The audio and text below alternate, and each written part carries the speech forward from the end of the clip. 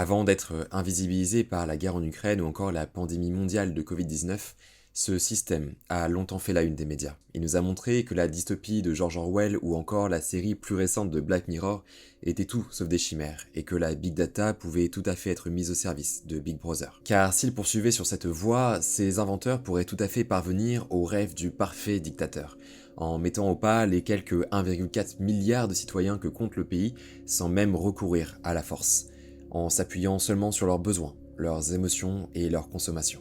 Vous l'aurez peut-être compris, dans cette vidéo, je vais vous parler du système de crédit social et vous montrer dans quelle mesure la Chine pourrait devenir le premier régime totalitaire numérique de l'histoire. Tout commence en 2013, l'année où Xi Jinping accède à la présidence de la République populaire de Chine et multiplie les coups de force. Sans entrer dans les détails de son CV, il organise une campagne anti-corruption qui lui permet d'éliminer bon nombre d'opposants politiques, accorde à sa pensée une valeur constitutionnelle et commue même son mandat en présidence à vie. Bon, depuis, il a également été accusé par pas mal de pays comme la France, le Royaume-Uni, le Canada ou même les États-Unis d'avoir perpétré un génocide culturel et biologique à l'encontre de la minorité socio-ethnique des Ouïghours. Mais c'est en 2014 que naît le système de crédit social dans un contexte global de crise de la confiance et d'affaiblissement des structures de contrôle social traditionnelles, comme les unités de travail ou le permis de résidence. Dans un premier temps, la Banque populaire de Chine souhaite simplement vérifier la solvabilité des citoyens et des entreprises, puis pénaliser les mauvais payeurs. Mais ce système va ensuite s'étendre du pan privé au pan public et occasionner d'importantes dérives politiques. À tel point que la chercheuse Chloé Froissart estime que ce système de crédit social réalise en fait le fantasme de tout régime totalitaire, d'un contrôle presque total. Bref, un totalitarisme 2.0. De 2014 à 2020, le système de crédit social entre en phase d'essai dans une quarantaine de gouvernements locaux avec des particularités entre les municipalités et les provinces. Mais on retrouve globalement le même schéma de citoyenneté à points dont le capital augmente ou diminue selon les vertus et les comportements de chacun. Pour certains chercheurs, cette forme de pouvoir biopolitique serait en fait à la croisée des pensées ancestrales chinoises du confucianisme et du légisme. Pour mieux comprendre comment fonctionne le système de crédit social, je vous invite à prendre pour exemple la ville de Changsha, la capitale de la province du Yunnan au centre-sud de la Chine. Chaque citoyen commence avec 800 points. Son capital augmente s'il fait du bénévolat pour la Ligue de la jeunesse communiste, gagne un prix scientifique, donne son sang ou fournit des indications à la police.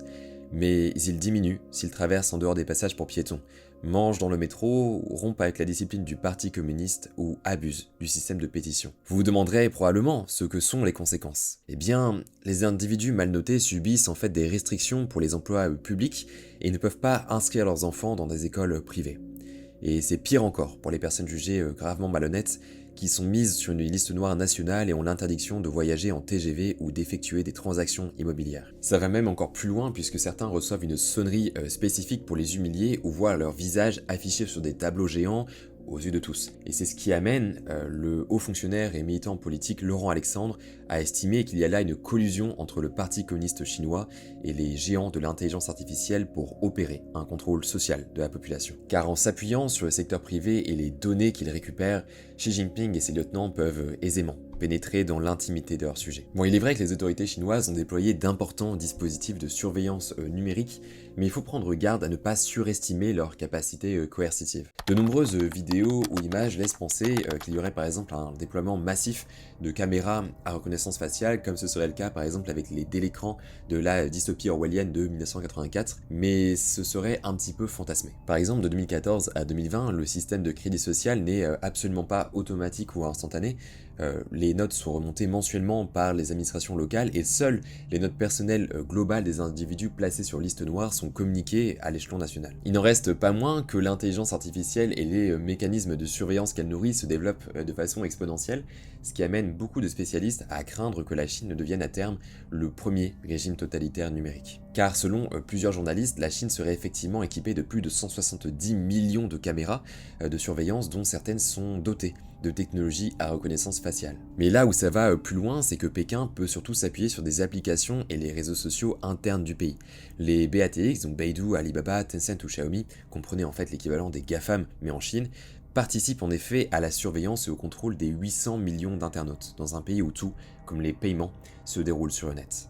Et l'État chinois s'est d'ailleurs largement appuyé sur ces données numériques pour arrêter plus d'1 million de Ouïghours depuis 2017. Dans les faits, le système de crédit social s'est progressivement développé chez des acteurs des entreprises privées comme Tencent, Alibaba ou Xiaomi, sous la forme de notes de fidélité octroyant des avantages financiers aux individus les mieux notés, donc notamment ceux qui jouissent d'un meilleur salaire ou ont l'habitude de rembourser leurs prêts. Si bien qu'un véritable marché a vu le jour avec des applications comme Crédit Sésame, dont certaines peuvent compter plusieurs centaines de millions d'utilisateurs. Alors oui, c'est certain, les Occidentaux utilisent eux aussi des mécanismes de notes, comme on peut le voir avec Google Reviews ou même encore Uber, lorsque vous notez les différents livreurs, mais la différence c'est qu'ici la distinction entre les pans privés et publics est très poreuse. En gros, les autorités concluent des partenariats avec des entreprises privées, comme celles que j'ai pu citer précédemment, pour associer à un comportement public une sanction ou un avantage privé.